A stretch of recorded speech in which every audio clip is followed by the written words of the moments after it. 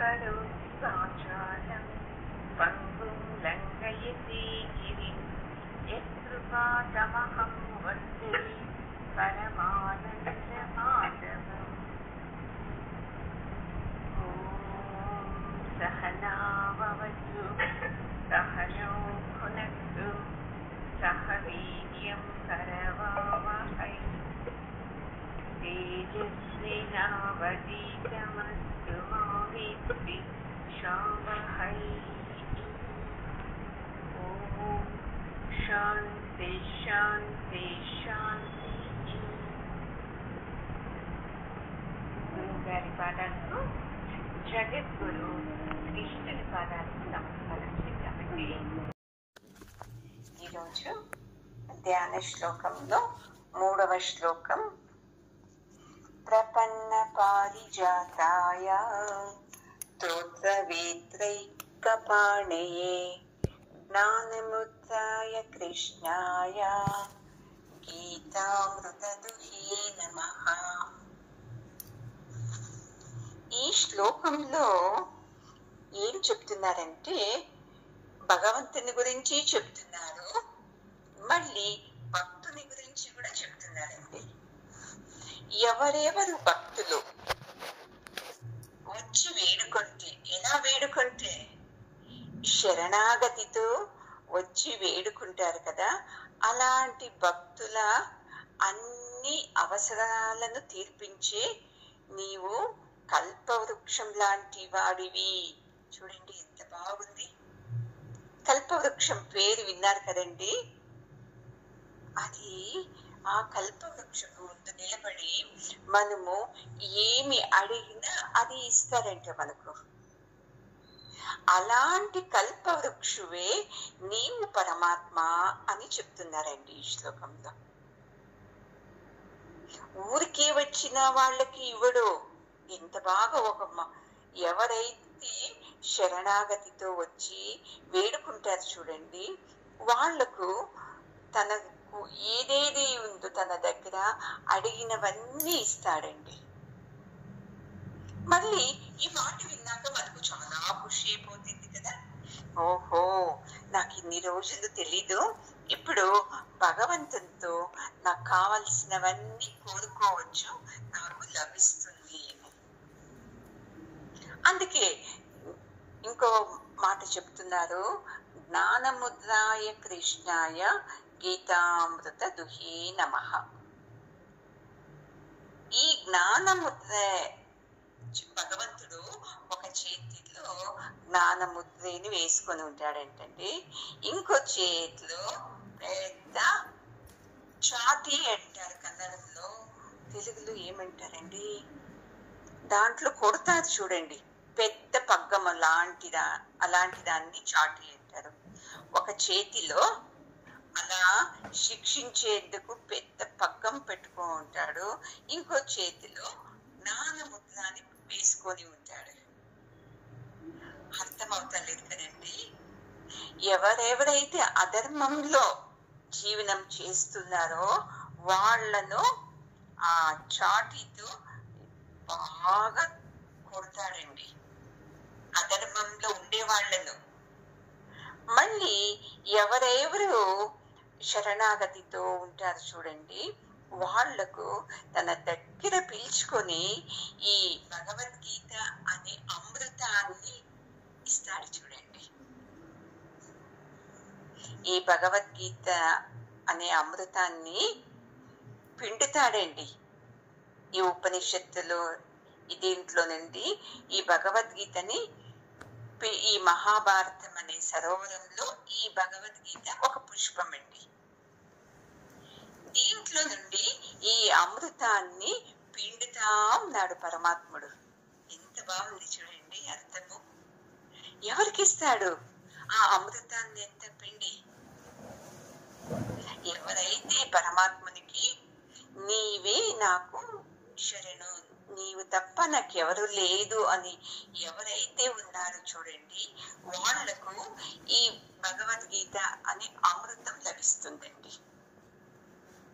మనకు అలా ఉందా? మనకేముంది? నా భర్తనే సర్వస్వము, నా కుటుంబమే సర్వస్వము, నా భార్యనే సర్వస్వము, తర్వాత పరమాత్ముడు అని అంటాం కదండి మనము. అందుకే మనకు అంత తొందరగా ఈ భగవద్గీత అనే అమృతం లభించదు. మరి మీరు అనవచ్చు, మేము ప్రతి వారం వింటున్నాం కదండి, మాకు లభిస్తుంది కదా. ఏంది లభిస్తుంది? వింటున్నారంతే చెవిలో, అది మీ మనసులో వెళ్ళి పని చేస్తుందా? అది ముఖ్యం. చూడండి, మనము విన్నాం అనేది కొద్దిగా ముఖ్యం. అయితే ఆ విన్నదాన్ని బట్టి నేను ఇలా నా జీవితం నిర్మించుకున్నాను, దీని నుండి మనకు ముక్తి లభించేది. భగవద్గీత విన్నాను నాకు ముక్తి లభిస్తుంది కాదండి. భగవద్గీత వింటే పుణ్యం లభిస్తుంది.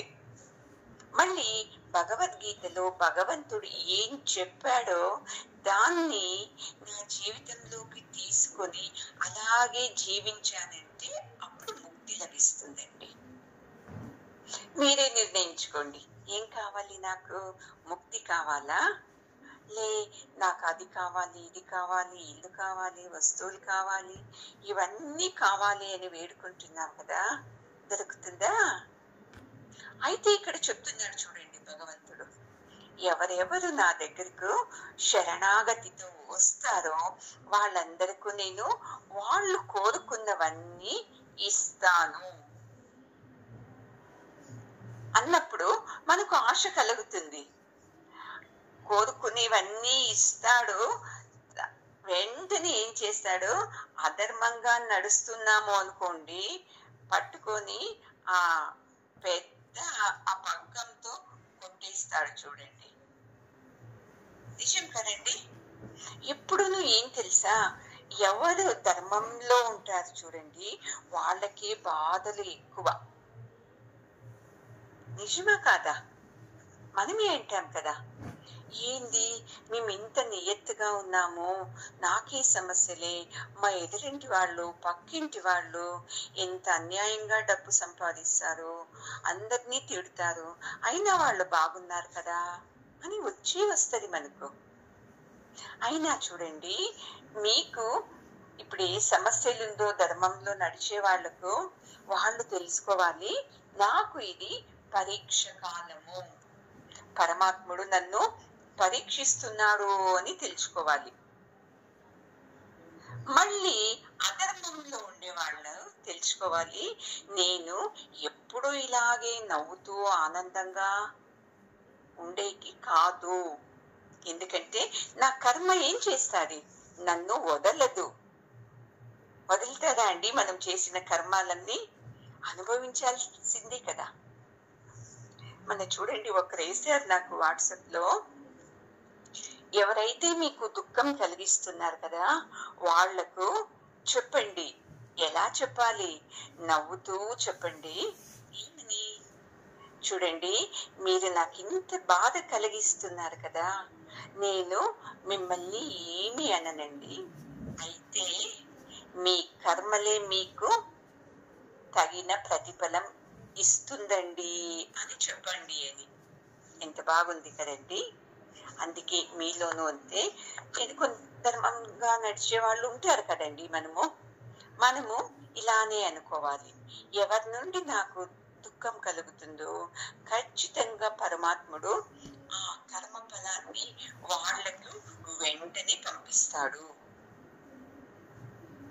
ఇది సత్యం అండి, ఇది ధర్మం అంటే ఇలా అనుకోవాలి. చూడండి, అందుకే ఈ సమస్యల్లో నుండి నేను బయటికి రావాలి అంటే, ఈ దుఃఖం నుండి నేను బయటికి రావాలి అంటే నన్ను కాపాడుతుండేది ఆ పరమాత్ముడు, అతనికి నేను శరణాగతి కావాలి అని రావాలండి మనకు. లేదు అంటే మనము ఇంట్లో వాళ్ళకి శరణాగతి అయితే వాళ్ళందరూ నా వెనక ముందు అందరూ వెళ్ళిపోయేవాళ్ళే కదండి. ఉంటారా? నమ్మకం ఉందా మీకు? నేను ఇంకా ఎన్నో సంవత్సరాలు జీవిస్తాను ఈ భూమి మీదే శక్తితో ఆరోగ్యంగా అని ఉందా అండి? ఏది ఉండదు మనకు. అందుకే మనము పరమాత్మని ప్రేమించాలి. ఇప్పుడు చూడండి, మీ ఇంట్లో ఇద్దరు పిల్లలు ఉంటారు. పెద్దబ్బాయి ఏది జవాబుదారీ వహించుకోడు. ఊరికే టీవీ చూడడము, బయటకు వెళ్ళడము, వచ్చేది, అమ్మని గదిరించేది, నాన్నని తిట్టేది, ఇలా ఉంటాడు. చిన్నబ్బాయి అలా కాదు, ఇంటి జవాబుదారీ అన్ని తీసుకుంటాడు. అప్పుడు మీరు ఎవరిని ప్రేమిస్తారండి? ఎవరు చెప్పిన మాట వింటూ ధర్మయుక్తంగా ఉంటారో, అందరినీ చూసుకుంటారో వాళ్ళనే కదండి మీరు ప్రేమించేది. అలాగే ఇక్కడను అంతే, పరమాత్ముడు ఎవరైతే ధర్మంగా ఉంటారో, ఎవరైతే నీతిగా జీవిస్తూ ఉంటారో వాళ్ళ పరంగా నిలబడుకొని వాళ్ళను కాపాడుతూ ఉంటాడండి. అందుకే ఎన్ని సమస్యలు వచ్చినా మనము సహనంగా ఉండాలి. పరమాత్ముడు నాకు ఈ పరీక్ష ఇచ్చినాడు, దాన్ని పాస్ నేను చేయాలి అంటే ఆ శక్తి కూడా వాడే ఇవ్వాలి. ఇది వేడుకోవాలి. మనము శక్తి ఇవ్వు, నేను నియత్తగా జీవించే, ధర్మంగా జీవించే శక్తి ఇవ్వు అని వేడుకుంటామా? నాకు డబ్బు ఇవ్వు, నాకు ఇల్లు ఇవ్వు, మా ఆయనకు ప్రమోషన్ ఇవ్వు, నా పిల్లలకు పని ఇవ్వు, ఇవే వేడుకునేది. అందుకే ఇప్పటికైనా మనకు తెలియదు ఇన్ని రోజులు, ఇప్పుడు తెలిసింది కదా. అందుకే పరమాత్మని వేడుకోండి. ముఖ్యంగా ఇది వేడుకోండి చాలు. ఏమని? ఈ మొత్తం భగవద్గీత అయ్యే వరకు నేను ఈ భగవద్గీతని వినే శక్తి నాకు కరుణించండి అని వేడుకోండి చాలు. ఇది మొత్తం భగవద్గీత అయ్యే లోపల చూసుకోండి, మీలో ఎంతమంది జీవితము చేంజ్ అవుతుంది. ఇది నా అనుభవంతో చెప్తుండేనండి. భగవద్గీత వింటే పుణ్యం వస్తుంది, దీన్ని పక్కన పెట్టండి, పుణ్యం వస్తుంది. మీకు పుణ్యం కాదు కావాల్సింది, ఎలాగా ఆనందంగా జీవనం చేయాలి అని కావాలి కదండి. ఆ ఆనందంగా ఎలా ధర్మయుక్తంగా మళ్ళీ జీవనం చేయాలి అంటే ఈ భగవద్గీతనే అనే తల్లి మనల్లో మంచి దారిలో పిలుచుకొని వెళుతుందండి. మీకు ఏమీ సమస్య లేదు అంటే మీరు వస్తారా అండి పరమాత్మని వైపు? ఎవరా? మా ఆయన ఎంత బాగా చూసుకుంటున్నాడు, మాకు ఎంత డబ్బులుంది, నాకు ఎంత ఆరోగ్యం ఉంది, ఎంత శక్తి ఉంది, యవ్వనం ఉంది, మా పిల్లలు మంచి వాళ్ళు అని అక్కడే సెటిల్ అయిపోతా ఉంటుంది. ఎప్పుడైతే సమస్యలు వస్తుందో అప్పుడు మనము పరమాత్మని వైపు వెళ్తాం. ఈరోజు ఒక సత్యం చెప్తాను చూడండి. గురువు గారు చెప్తారు, ఎవరికైతే భగవంతునికి వాళ్ళ మీద ప్రేమ కలుగుతుందంట, ఏ వ్యక్తి మీద ప్రేమ కలుగుతుందో అప్పుడు భగవంతుడు ఏం చేస్తాడు తెలుసా? ఆ వ్యక్తికు ఏదో ఒక సమస్యని ఇస్తాడంట. అప్పుడు ఏం చేస్తారు? ఆ సమస్యల్ని పరిష్కారం చేసుకోలేక భగవంతుని పట్టుకుంటాం కదా. అలాగా ఈ కృష్ణుడు అంతే మంచి వాళ్ళనంతా తన వైపుని ఆకర్షించుకుంటాడండి. కృష్ణ అంటే ఏమనుకున్నారు? ఆకర్షణ. చూడండి, మీరు కృష్ణ ఫోటోని, విగ్రహాన్ని 2 నిమిషాలు చాలా ఎక్కువద్దు, ఆ కళ్ళలోనే చూస్తూ ఉండండి. మీ మనసు ఎంత ప్రశాంతం అవుతుంది. ఎన్ని సమస్యలు ఉన్నప్పుడన్నా కానీ అలా చూడండి, వెంటనే మీ మనసు చేంజ్ అయిపోతుంది. మళ్ళీ కృష్ణుని మీదే మన మనసంతా మళ్ళీపోతుంది. ఇలా మనము భగవంతుని వైపు రావాలి అండి. ఇదే చూడండి, జ్ఞానముద్ర. మనకు జ్ఞానముద్రతో ఇవన్నీ చెప్తున్నాడు పరమాత్ముడు. లేదప్ప నాకు జ్ఞానముద్ర వద్దు, నీకు అనుకోనివన్నీ కావాలి, నేను ఎలాగంటే అలాగే జీవిస్తాను అంటే ఏం చేస్తున్నాడు? ఇంకో చేతిలో పెద్ద పగ్గంతో కొడుతుంటాడు. ఏది కావాలో మనమేనే సెలెక్ట్ చేసుకోవచ్చు. చూడండి, గౌతమ బుద్ధ మహారాజు ఎంత అందమైన బాబు, అందమైన భార్య, ఎంత పెద్ద సామ్రాజ్యం ఉంది. అయినా నువ్వు ఏం చేశాడు? అన్ని వదిలేసి ఈ సంసారం ముఖ్యం కాదు, పరమాత్ముడు ముఖ్యం అని వచ్చేసాడు కదండి. మనం ఏం చేస్తున్నాము, ఈ సంసారమే సత్యము, పరమాత్ముడు ఎప్పుడో కష్టం వచ్చినప్పుడు నాకు దగ్గరకు రావాలి, అప్పుడే పరమాత్ముడు, మిగతా సమయంలో నాకు నా కుటుంబస్తులే ముఖ్యమని ఉన్నాం మనము. అందుకే మనకు ఒక్క క్షణం సుఖం కలిగిస్తుంది, ఇంకా ఎక్కువ సమయము దుఃఖం కలుగుతుంది. ఇది సత్యం మనం ఎప్పుడు తెలుసుకుంటామో భగవంతుని వైపు మనము వెళుతూ ఉండాలి. కృష్ణ అంటే ఏమనుకున్నారు, జ్ఞానం అండి. మనం అనుకున్నాము కృష్ణ అంటే చేతిలో పిల్లన గ్రోవి మళ్ళీ నెమిలి పింఛం పెట్టుకుని ఉంటే ఆహా అతనే కృష్ణుడు అనుకుని. అందుకే చెప్తున్నారు, ఈ గీత అనే అమృతమైన పాలు ఇస్తున్నావు నీవు పరమాత్మ, నీకు నా శిరసాష్టాంగ నమస్కారాలు అని వేడుకోవాలి మనము. జ్ఞానం వచ్చింది అనుకోండి, మన అనుకున్నవన్నీ మనకు సమకూర్చుతూ ఉంటుంది. ఎలా కావాలో దాన్ని అలా మనం సరి చేసుకోవచ్చు జ్ఞానం ఉన్నప్పుడు. జ్ఞానం లేదు అనుకోండి కదా. ఇప్పుడు చూడండి అమ్మా, మీతో ఎంత డబ్బు ఉంది, ఎంత పెద్ద ఇల్లు ఉంది, ఎంత బ్యాంక్ బ్యాలెన్స్ ఉంది, ఆనందంగా ఉన్నారా?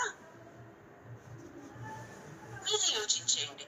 ఆరోగ్యం ఉంది, యవ్వనం ఉంది, ఆరోగ్యము అద్భుతంగా ఉంది, అయినాను ముఖ్యంగా కావాల్సింది నెమ్మది లేదు, ఆనందం లేదు. ఎందుకు నెమ్మది ఆనందం లేదు చెప్పండి? నేనేమో చెప్తాను పెద్దగా, ఓ మా ఇంట్లో ఈరోజు ఎంతమంది బంధువులు వచ్చారు, ఈరోజు పెళ్లి ఉంది, ఎంత వైభవంగా చేశాము అంటారు. ఇది వైభవంగా ఏం చేశారు, వచ్చిన వాళ్ళకి పెడతారు, పంపిస్తారు. తర్వాత అమ్మో ఎన్ని అప్పులు ఉందబ్బా, ఈ పెళ్లి కోసం ఎన్ని అప్పులు చేశామో అని మళ్ళీ దుఃఖం వస్తుందా లేదా? అప్పులు చేయకున్నాను ఎవరో ఒక మాట అనేస్తారు, ఏమండి వంటలు ఇలా చేశారు, ఏం బాగలేకుండే, వాళ్ళ పెళ్లిలో బాగుండే అంటే మీకు ఆనందం కలుగుతుందా? అంతా వెళ్ళిపోతుంది. అది మీకు జ్ఞానం అనేది ఉంటే ఎవరు ఏమన్నాను మీకు దుఃఖం కలగదు. ఎందుకంటే ఆ జ్ఞానం నుండి మనము సమస్యల్ని పరిష్కారం చేసుకోవచ్చు. చూడండి, అలాంటి జ్ఞానం ఇచ్చి ఈ భగవద్గీతని మనము ఎక్కువ ఎక్కువ తీసుకోవాలి. చెప్పాను కదా, నేను వింటున్నాను అని కాదు, ఈ చెవిలో వినటం ఆ చెవిలో వదిలేయటం కాదండి.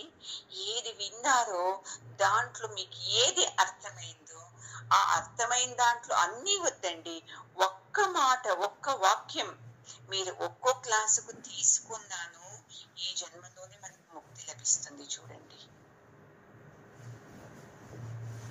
అందుకే మనము పిల్లలకి ఎలాగా పాలు తాగుంటే నాకొద్దు నాకొద్దు, నాకు జ్యూస్ కావాలి, అది కావాలి, చాక్లెట్ కావాలి అంటారు కదండి. అప్పుడు మనం ఏం చేస్తాము, వాళ్లకు సమాధానం చేపించి పాలు తాగిస్తాము. అలాగే అర్జునునికును పరమాత్ముడు ఈ జ్ఞానం అనే పాలుని తాగిస్తున్నాడు. మీకే తెలుస్తుంది ముందు ముందుకు ఎందుకు అర్జునునికు ఈ జ్ఞానం అనే పాలుని పరమాత్ముడు తాగిస్తున్నాడు అని. ఎందుకంటే అర్జునుడు అజ్ఞానంతో నా బంధువులు వీళ్ళ మీద ఎలా యుద్ధం చేయాలి, మా గురువు గారి మీద ఎలా యుద్ధం చేయాలి, మా తాత మీద ఎలా యుద్ధం చేయాలి అనే అజ్ఞానంతో ఉన్నాడు. ఆ అజ్ఞానం ఉన్నప్పుడు ఏమవుతుంది, దుఃఖం కలుగుతుంది కదండి. అందుకే ఈ పరమాత్ముడు అర్జునునికి ఈ జ్ఞానం అనే భగవద్గీత లాంటి అమృతాన్ని తాగిపిస్తున్నాడు అని చెప్తున్నారండి. ఇప్పుడు చూడండి, ఎవరికైనా బుద్ధివాదం చెప్పాలా, ఇలా ఇది పాఠం చేయాలి అంటే అప్పుడు జ్ఞానముద్ర ఉండాలి కదండి. అయితే యుద్ధం చేసే టైంలో కూడా జ్ఞానముద్రని ఎందుకు పెట్టుకున్నాడు పరమాత్ముడు? అప్పుడు కావాల్సింది జ్ఞానముద్ర కాదు, దండించేకి దండం కావాలి కదా అని అనిపిస్తారు కదండి. ఇప్పుడు కొంతమంది పిల్లలు నైస్గా చెప్తే వినేస్తారు, వాళ్ళకు దండం అక్కర్లేదు. ఇంకా కొంతమంది వాళ్ళకు ఎంత నైస్గా చెప్పినా వినరు, వాళ్ళకు దండమే కావాల్సింది కదా. అందుకే పరమాత్ముడు ఇక్కడ జ్ఞానముద్రను పెట్టుకున్నాడు, చేతిలో దండము పెట్టుకున్నాడు. ఎవరైతే శరణాగతిగా ఉంటారో వాళ్లకు జ్ఞానముద్రతో ఈ జ్ఞానాన్ని బోధిస్తాడు. ఎవరైతే అధర్మంగా ఉంటాడో వాళ్లకు తన దండంతో శిక్షను విధిస్తాడు. అందుకని ఈ జ్ఞానముద్రను పెట్టుకున్నాడు చేతిలో, ఇంకో చేతిలో ఈ దండాన్ని కూడా పెట్టుకున్నాడు. ఇలా అర్థం చేసుకోవాలి మనము. మళ్ళీ ఇంకో అర్థం ఏం తెలుసా అండి, ఇప్పుడు రథానికి 5 కుదురేగులు ఏనన్నదు గుర్రం, 5 గుర్రాలు ఉంటాయి కదండి, అవి 5ను జ్ఞానేంద్రియాలు. చూడండి ఎంత అర్థం ఉంది ఇక్కడ. మళ్ళీ ఈ మనసు అనేది ఏం తెలుసా అండి, 5 గుర్రాల్ని పక్కంతో బంధించి పట్టుకొని ఉంటారు చూడండి, చేతిలో లగామంటాం కదా, అది లగామండి. ఇప్పుడు ఈ గుర్రాలకి ఎలాంటి ఆహారం ఇవ్వాలి, మంచి మంచి ఆహారం ఇవ్వాలి కదండి, అది తెలుసుకో ఉండాలి రథం నడిపే వాళ్లకు. అలాగే ఈ భగవంతుడి రథాన్ని నడిపిస్తున్నాడు కదా, అలా ఈ జ్ఞానేంద్రియాలకు ఎలాంటిది జ్ఞానం ఇవ్వాలి అని తెలిసింటుందండి. ఎప్పుడు అంతే చూడండి, మంచి తెలివి ఉండేవాళ్ళు రథాన్ని నడిపించాలి, తెలివి లేని వాళ్ళు రథాన్ని నడిపిస్తే అది ఎక్కడికి వెళుతుందండి, తన ఇష్టానుసారం వెళ్ళిపోతుంది కదా. అందుకే ఇలా జ్ఞానం ఉండే వాళ్ళ చేతిలో మనము చిక్కాలి చూడండి, అప్పుడైతే మన జీవితము మంచి దారిలో నడుస్తుంది. జ్ఞానం లేని వాళ్ళ చేతిలో ఈ మన సంసారస్తుల చేతిలో చిక్కామంటే వాళ్ళు ఏం చెప్తారు, మంచి మాటలు చెప్తారా మనకు, వాళ్ళతో మాట్లాడేసేసి మీ అత్తని బాగా చూసుకోవద్దు, మీ ఆయనతో మాట్లాడద్దు, ఇలాంటివి చెప్తారు. అయితే జ్ఞానం ఉండే వ్యక్తి ఏం చెప్తాడు, మీ ఇంట్లో ఉండే వాళ్ళని బాగా చూసుకో, నీవి స్థితికి రావాలి అంటే మీ అమ్మా నాన్ననే కారణం కదా, మీ అమ్మా నాన్నని బాగా చూసుకో, వాళ్లకు సేవ చెయ్యి. ఇప్పుడు నీకు భర్త రావాలి అంటే ఆ తల్లి ఉండబట్టే కదా నీకు భర్త వచ్చింది. మరి అలాంటప్పుడు మీ అత్తని బాగా చూసుకో, మీ మామని బాగా చూసుకో, ఇంట్లో నీ నుండినే ఆనందము దుఃఖము దగ్గరకు తీసుకురావద్దు అని ఎన్ని మంచి మాటలు చెప్తారు చూడండి. మీ ఇంటికి వచ్చిన వాళ్ళందరినీ ప్రేమగా పలకరించు, అందరినీ సమానంగా చూసుకో, ఎవరికి ఎక్కువ తక్కువ చేసుకోకుండా మీ ఇంటి బంధువులంతా బాగా చూసుకో, ఇది చెప్తాం కదండి. ఎవరు జ్ఞానం ఉండే వాళ్ళ దగ్గరకు వస్తే, అదే జ్ఞానం లేని సంసారంలో మనమైతే ఏం చేస్తాము, ఏ పెళ్లికా వాళ్ళని ఎందుకు పిలుస్తావు, వీళ్ళని ఎందుకు పిలుస్తావు, ఊరికి ఇన్విటేషన్ పంపించేసే వాట్సాప్ లో చాలు, వస్తే వస్తారో లేకుంటే వద్దు, మళ్ళీ రమ్మని కూడా పిలిచద్దు, ఒకవేళ ఫోన్ చేస్తే మీకు వీలైతే రాండి అని చెప్పేసి చాలు అని ఇట్లా చెప్పేస్తారు. ఎప్పుడు చూడండి శుభకార్యాలు జరగాలంటే అందరూ కలిస్తేనే బాగా కదండి, లేదు తప్ప అందరూ వచ్చి మనస్ఫూర్తిగా ఆశీర్వాదం చేస్తే అది మనకు ఎంతో నెమ్మది కలిగిస్తారండి.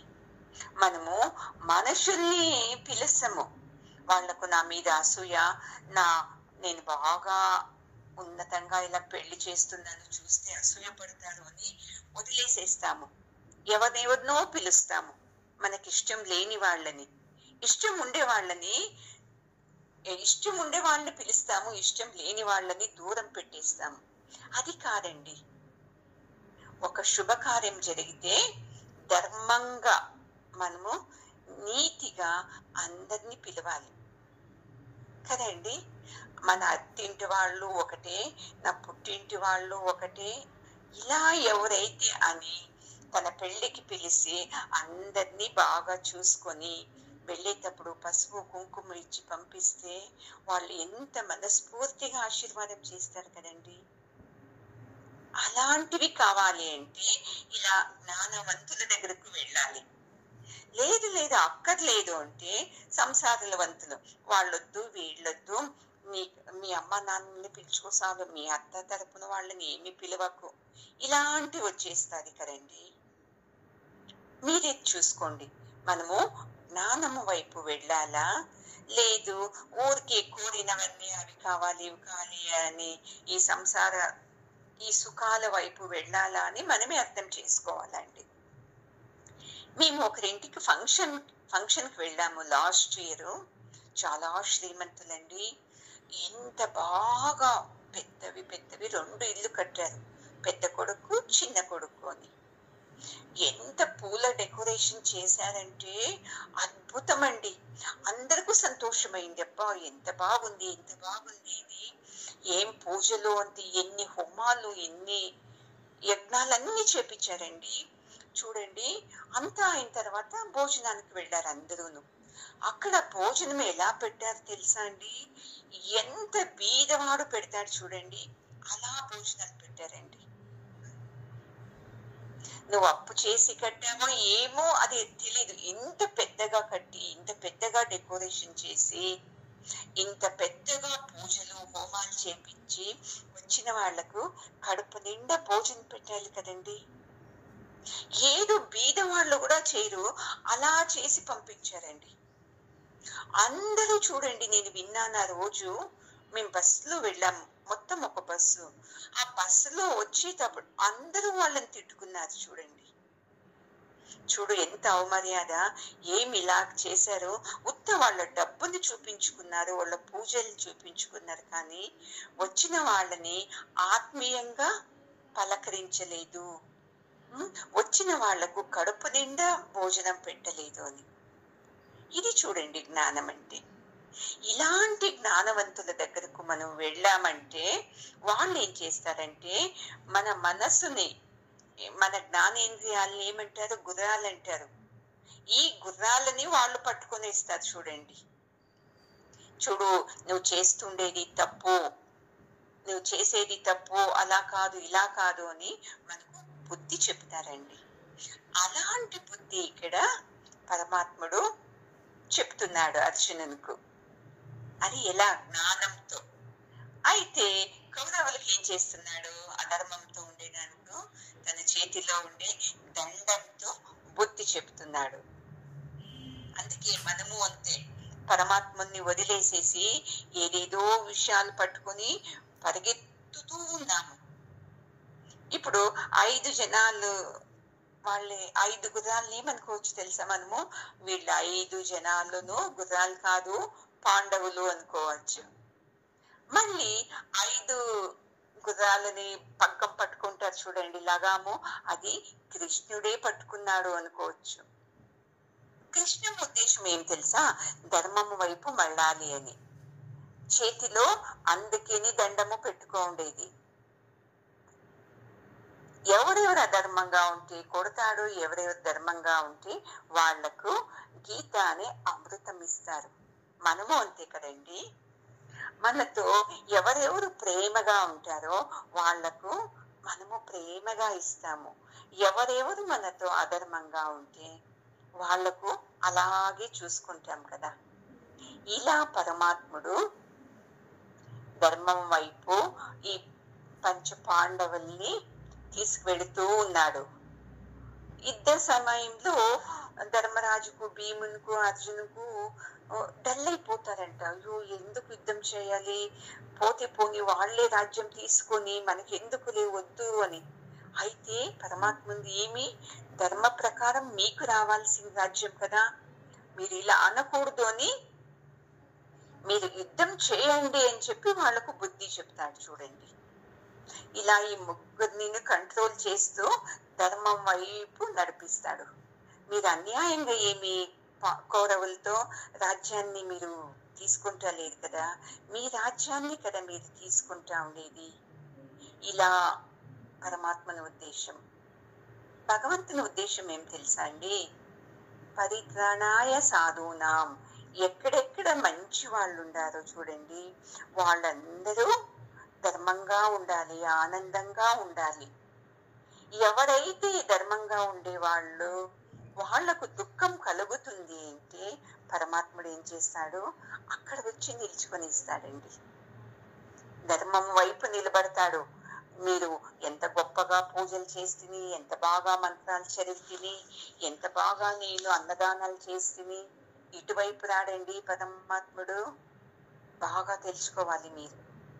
ధర్మంగా ఎవరు ఉంటారో వాళ్ళ వైపు వచ్చి పరమాత్ముడు నిలబడి, మనలో నిలబడి, మన మనసు, బుద్ధి, మన ఇంద్రియాల్లో ఉండి అన్ని కార్యాలు నడిపిస్తాడు చూడండి.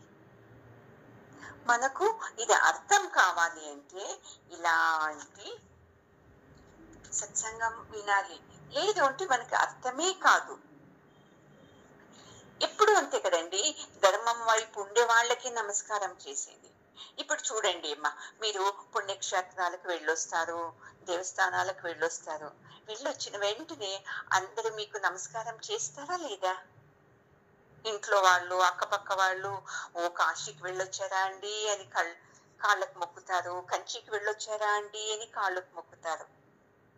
లేదండి నేను సినిమాకి వెళ్ళొచ్చాను, నేను ఆ క్లబ్కి వెళ్ళొచ్చాను అని చెప్తే ఎవరన్నా మీకు కాళ్ళకు నమస్కారం చేస్తారా అండి?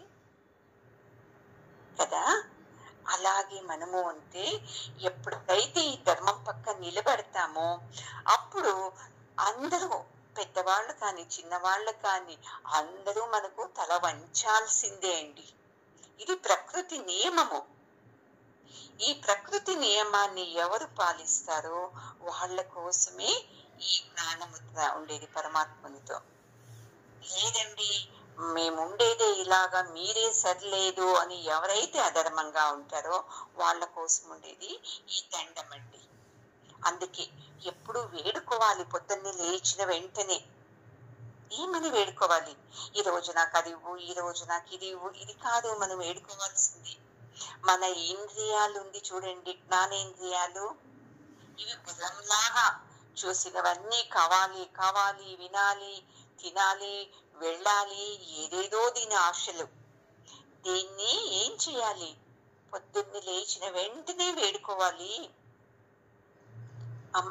పరమాత్మ నా నోరు సదా నీ నామస్మరణ, నీ చింతన చేస్తూ ఉండని, నా నోటిలో ఈ రోజంతా మంచి మాటలే రాని, ఎవ్వరికీ దుఃఖం కలిగించే మాటలు రాకూడకుండా నీవే కాపాడు అని వేడుకోవాలి. చేత్తోనే వేడుకోవాలి. పరమాత్మ ఈరోజు ఈ చేతిలో అన్ని మంచి పనులే చేయాలి, అందరికీ సహాయం చేసేలాగా కరుణించు. చెవిలో మంచి మాటలే వినాలి, పరమాత్మని చింతన గురించే వినాలి అని ఇలా కోరుకొని మనం పొద్దున్నే లేవాలండి. మన ఇంద్రియాలను అప్పుడు మనము ధర్మయుక్తంగా మళ్ళించవచ్చు. మనం పొద్దున్నే లేవటమే నేనే వంట చేయాలా, నేనే పని చేయాలా, చాలా అయిపోయింది ఈ సంసారంతో, ఎన్ని తిట్టుకొని లేస్తాం కదండి.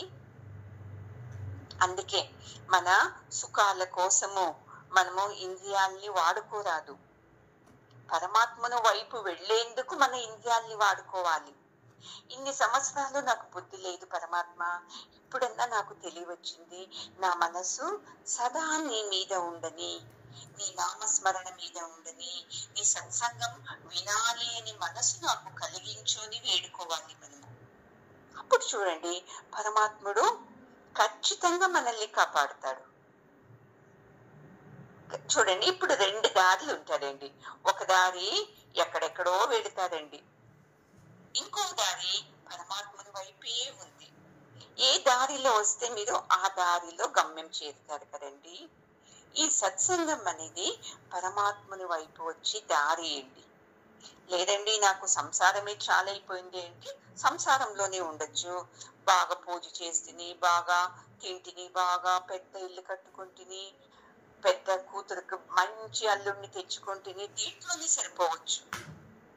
అయితే చూసుకోండి, దాని నుండి మీకు ముక్తి లభించదండి. అక్కడ ఎలాగా పరమాత్ముడు చాలా ప్రేమ. ఎందుకంటే ధర్మంతో ఉన్నారు వాళ్ళు, వాళ్ళని కాపాడుతున్నాడు. అలాగే మనము అంటే ఈ అజ్ఞానము అధర్మం నుండి మనమును అంటే ధర్మం వైపు రావాలి అండి. ఎప్పుడైతే మనము ధర్మం వైపు వచ్చామంటే పరమాత్ముడు మన పరంగా నిలబడుకొని దండం తీసుకొని మనకి ఎవరు దుఃఖం కలిగిస్తున్నారో వాళ్ళని అతను హతం చేస్తాడండి. ఎక్కడ యుద్ధంలో కౌరవుల మీద తన బలం చూపిస్తున్నాడో అలాగే ఈ సంసారంలోనూ అంతే మన దుష్ట శక్తి మీద మనకు మా మనసులోనే ఉంది కదండి దుష్ట శక్తులంతాను. కామ క్రోధ లోభ మోహ ఈ దొంగల మీద పని చేస్తాడు. మళ్ళీ ఎదురుగా ఉండే వాళ్ళు వీళ్ళు మనకి ఎవరన్నా అపకారం చేస్తా అంటే వాళ్ళ మీద కూడా అతను ఆక్రమణ చేసి మనకు ముక్తి కలిగిస్తాడు అని ఈ శ్లోకము చెబుతుంది అండి. అందుకే ఇక మీదన్న మనము న్యాయంగా జీవించాలి, కానీ నేను నా కుటుంబం ఇంతే చాలు అనుకోరాదు. అందరూ నా వాళ్ళు అనుకోవాలి. మా అమ్మ నాన్ననే కాదు, మా అత్త మామ, తమ్ముడు భార్య, వదిన, అక్క, మా అత్త అందరూ నా వాళ్లే, కోడలు నా వాళ్లే. ఇలా ఎప్పుడు మీ మనసు లోపల ఉన్నతమైన ఆలోచనలు వస్తుందనుకోండి, అప్పుడు మనకు అంత మంచి మంచి వైబ్రేషన్ కలుగుతుంది. లేదు ఎందుకు ఇది వీళ్ళక్కర్లేదు అంటే నెగటివ్ వైబ్రేషనే కలుగుతుందండి. సరేనా? చూద్దాము ఈ భగవద్గీత ఎంతమంది మొత్తం వింటారు, లే మధ్యలో ఎన్ని వికెట్లు పడిపోతుందో చూద్దాం. అది మన పుణ్యం కొద్దీ ఉంటుంది అండి. సరేనా?